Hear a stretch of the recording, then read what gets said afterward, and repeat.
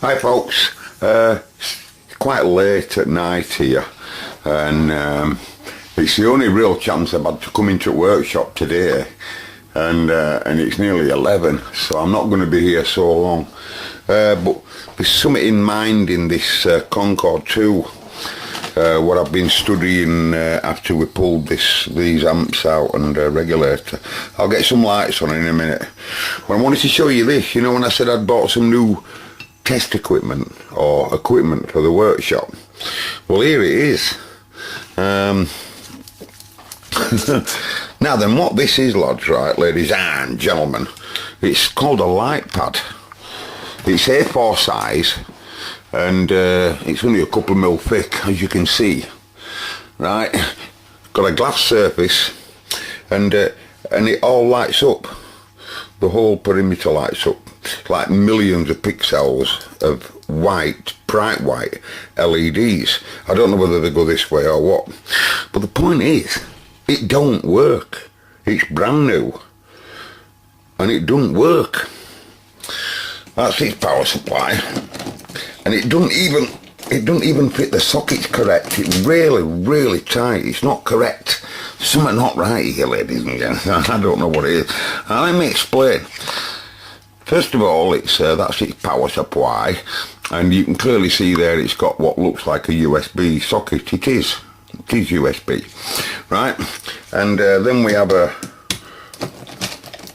you've really got, you know, and then we have a conventional type lead that looks just like a USB, and a normal miniature type that's on the other end there that you'd expect, just like a USB lead, isn't it?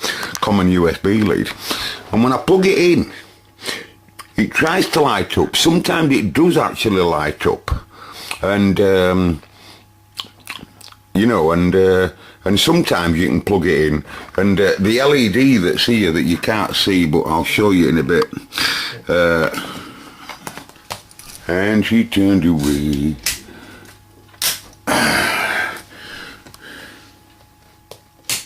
That LED, right? Well, that LED, I've turned it off for a good reason. I just want it to discharge. But what's strange about it is sometimes you can plug it in and it'll wake up, and other times you can plug it in and it just looks like it shorts the power supply. Now, I say all of that for a good reason, because when you know, I'm sure about loads of computer people do watch my videos, because I used to have videos up of the inside of the Dell 670s, and they happen to be the most popularist videos I had on the tube, thousands looking at them. They're a lot interested in them Dells for gaming machines, the 670 Pro models. But we all know that you computer lads, that USB is 5 volt. Am I right in saying there's a 5 volt minus data, a 5 volt negative, a 5 volt positive data, a 5 volt minus data, a ground, and a 5 volt positive. And anything that's running off runs off the 5 volt positive and the ground, and the data is transferred by the positive working highs, if you like, and the minus working lows. So there's just 4 connections, right? 5 volts, I'm sure of that. USB is 5 volts. So why does it say that then, if you don't mind me saying? Why does it say that it's 12 volts, right, at 1 amp, right, working voltage at 3 watts, right? And why does it say on the back of this, why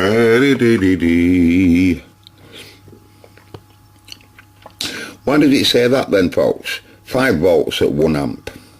Now then, I think what could be happening here is that there ain't enough titty in that power supply to drive it, and that's what's happening. So what I did then is I coupled up this to the USB of the computer, and basically that's just an extension that plugs straight into the back of one of the inputs at P. There's 8 USB 2s on them, and that just plugged into the back of one of them, and it still didn't light up. But I would have thought that's for good reason. I don't think they are designed USB to provide so much current. I don't think they're designed for that. You know, So I don't know what's going on here. This was £27, brand new. I got it today, come through post today. I'm going to have to take it back, aren't I?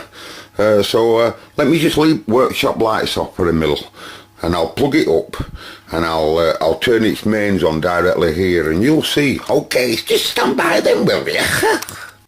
Okay, now I've got it plugged in. Also, on the box there, just check this out. I've just shaved my head, by the way, tonight, completely to zero, right down to wood. I often do in this weather. Right down to wood. And I went out today. I went out today and went for a dinner with a group of friends and what have you.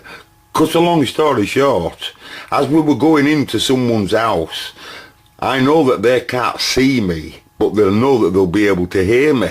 And I'm walking in with this woman, and as I'm walking in, I'm saying to her, I'm getting my hair off with you. I'm absolutely getting my hair off with you. There's no doubt about it. And as I'm walking in, they're all looking at me, and they see me then for the first time with no hair on. They all burst out laughing. I knew where to get them laughing. But look at that. Super bright LED, blah, blah, blah. Convenient touch power control, adjustable illumination with digital memory device. Super thin, lightweight, sleek design. Well, I'll tell you something. There is no on and off switch whatsoever. There is no switches whatsoever. There is nothing. You've just got a plug. What's going on, ladies and gents? Have they put the wrong... Does all of that switching go on here? Have they given me the wrong power supply? Okay, workshop power supply switched on. Workshop power supply switched on. Danny's going to switch the power supply on. Jack. And what's this?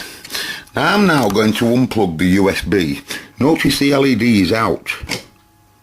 Did you see that? And it turned away. You know what I mean? Now I bet some of you can't see it with you through a blue panda. Gives you the impression that, doesn't it, that there's something going down. But why does it light up for a millisecond and then go off? I really don't know. Don't know, ladies and gents, I don't know. I wish I knew how to fix things. Now then, what did I get it for? So I will tell you what I'll do. I'm just going to do a quick thing to this. And I won't tell you what I got it for. It's an idea I have for the workshop. It's only an idea. Now, I was talking to number 10, my mate today, number 10 on the radio, and I told him what I'd got it for. So you're not allowed to answer this question, number 10, if you're watching. But anybody else, what do you think I bought that for? 27 English pounds. Doesn't work. Bloody swine. Right. Okay, ladies and gents. Well, today, unbeknown to you, I got 3 minutes in the workshop, literally. Couldn't resist it. Said to myself, one thing you forgot to do last night, Mark, is could you actually physically see this relay turning between TX and RX? And the answer is no. So I had a look at this wiring round here, and I noticed very quickly that I've just dropped the screwdriver I was going to use for a pointer, and I noticed very, very, very, very, very quickly here that this purple stub of a wire that's been left on, he actually is the TX connection, and there's no other connection to this apart from that cap to deck, which is just an RF cap to deck, right, isolation. But that is the TX connection. And I've also noticed that the RX connection, which on these, remember, just switch remember it's a TX switch that turns the circuit into TX and RX. And on the receive on this particular model, it just robs the speaker audio. Now then, we could hear last night quite clearly that the AFPA was making AF. There's no big holes in it. It wasn't drawing loads of current or out like that. And chances are, as I said, by doing that feedback test with the lick finger, I would say he's 100%. Right? So what would have been happening, I reckon, in that case last night is we weren't getting proper speaker connection to this. For whatever reason, whether it's all to do with blowtorch Charlie's wiring or whatever, but there's some problem with its speaker connection. So the animal might not be switching perfectly to RX, even though we could see our S-meter movement last night from Bill, right?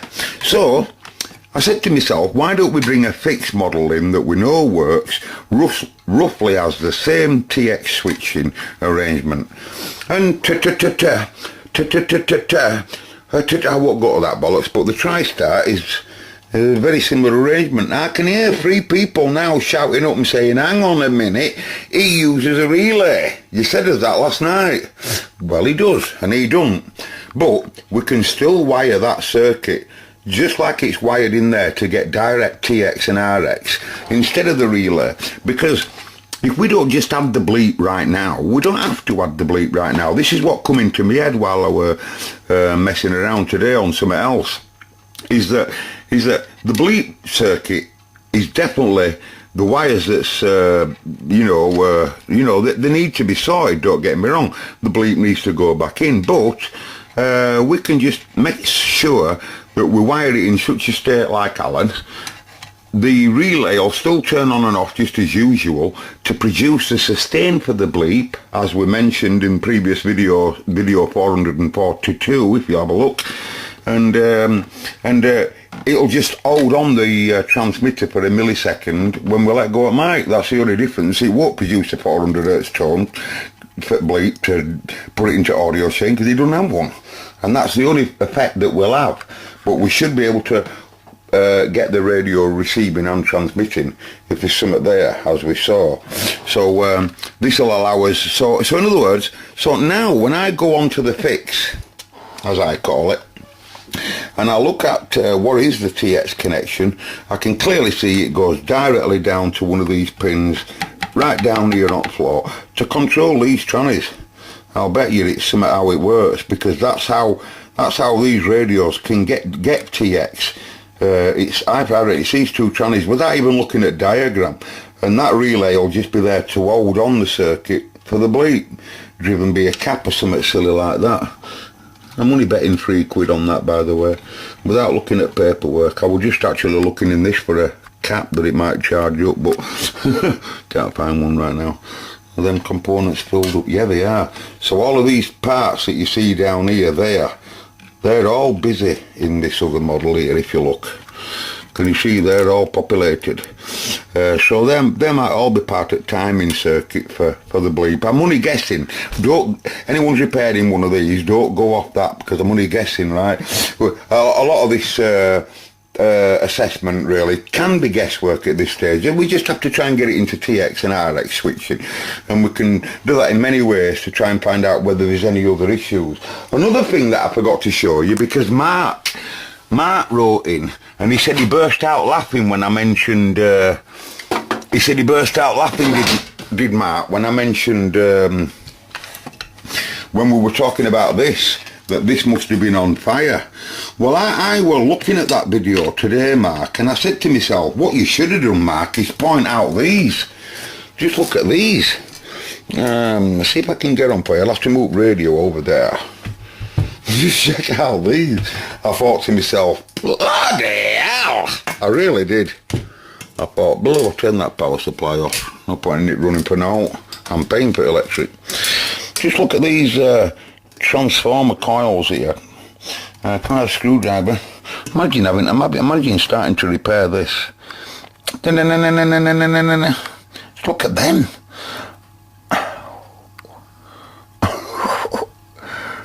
Oh, just look at them, lads. Oh, he's managed to save some of them waxed up. Why would they want to wax them up, I wonder? They're not affected by temperature, though. Still hot crystals. And all of these all have different trimmers in at some point. They all look different and stuff. They all you know, you don't know, lads, right, but it's very possible that was someone's practice radio. You see, a lot of people, and I've always said it, you know, you get them that say, oh, I never go in my radios, I never go in them. Well, go in them. Don't be frightened. That's the only way you're going to get, you know, buy a shed.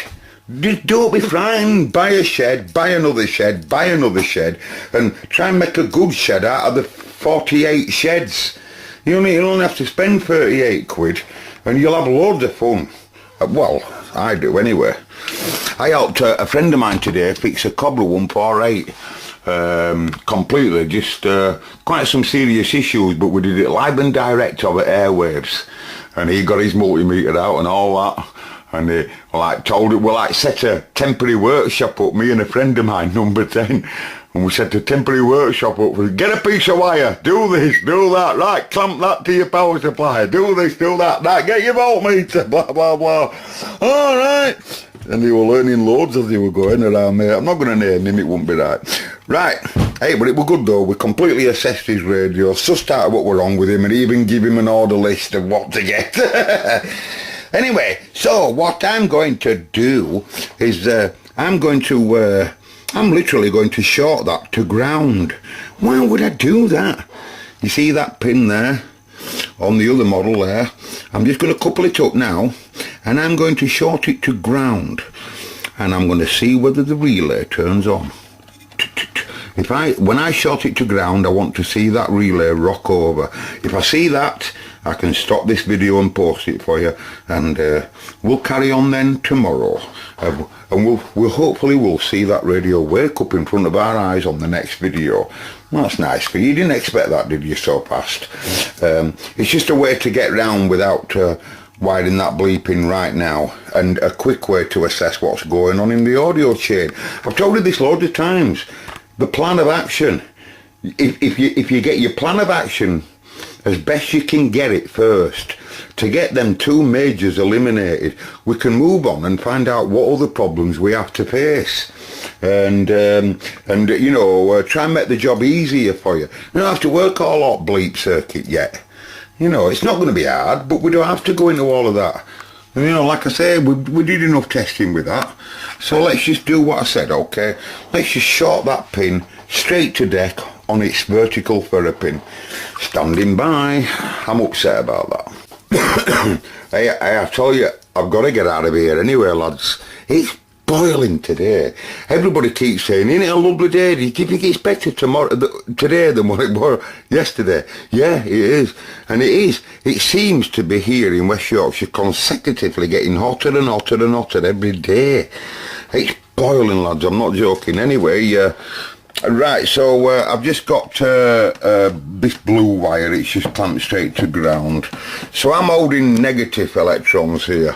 Well, I'm not. I'm holding a path for them to flow. But anyway, I'm just going to touch this ferro pin here, and I'll get you right down to it. It's oh, where is it now? Let me just point to it. It's pin 8, I think. Just get me. It's hard to see it on camera. Oh, I can't get it for you on camera there, right? It's that that's in wire, I think. See that wire? Here it is. Alright, yeah, there it is.